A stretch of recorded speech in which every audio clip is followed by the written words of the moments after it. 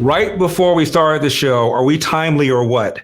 The verdict in the Johnny Depp Amber Heard defamation trial came down. Now, I haven't spent very much time at all watching it. I mean, if you're watching enough news channels as I do, you can't help but watch part of it. And I noticed some people were rooting for Johnny Depp. Some people were rooting against Johnny Depp. I don't have a dog in that fight. All I know is this. When I watch people pick the side of Johnny Depp or not against Johnny Depp, I recall something that this man once said about President Donald J. Trump. Check this out.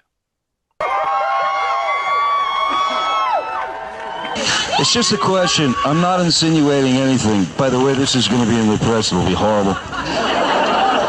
But I like that you're all a part of it. When was the last time an actor assassinated a president?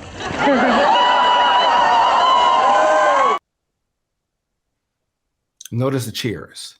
The president in question, of course, was one Abraham Lincoln.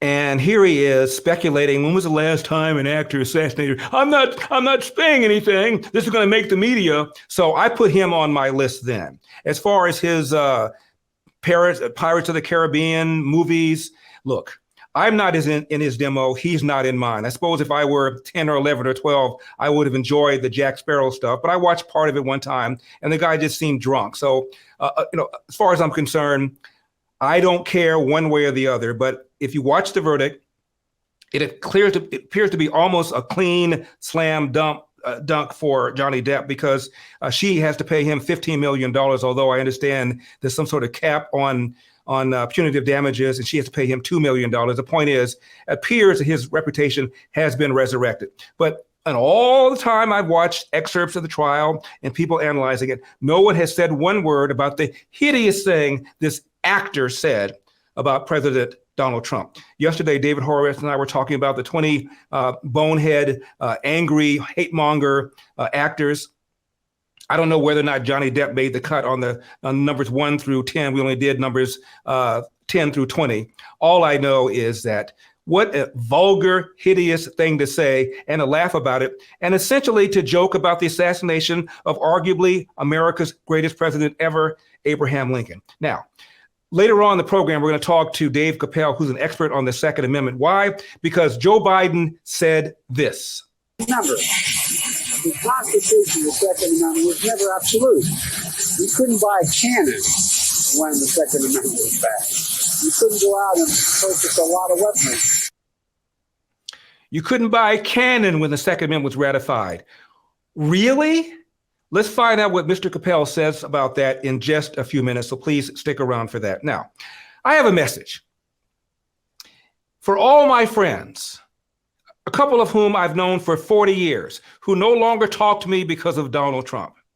After almost a year and a half of the most incompetent, most brain dead, most morally bankrupt presidency in my lifetime, if not in history, I'm referring, of course, to the Biden administration, whether it's inflation, and he's blaming it on Putin, blaming it on COVID, blaming it on everybody but the great white pumpkin, whether it's the borders, having reversed all of Donald Trump's racist policies, whether it's the disastrous withdrawal of Afghanistan, which clearly encouraged Vladimir Putin, whether it's demonizing the police, which has caused the police to pull back in city after city after city, causing hundreds, if not thousands, of so-called excess deaths, whether it's inflation, all the money he has spent to pay people not to work, the most incompetent, brain dead, bad policy administration I've ever seen. After you watch 18 months of this person's administration, all you people that have no longer talking to me because I support Donald Trump,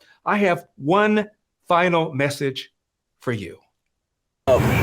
Give my remarks to all of the Trump haters, all of the Hillary Clinton supporters, all of the people that said that my Trump was gonna lose. So I say to you this morning, the day after the election,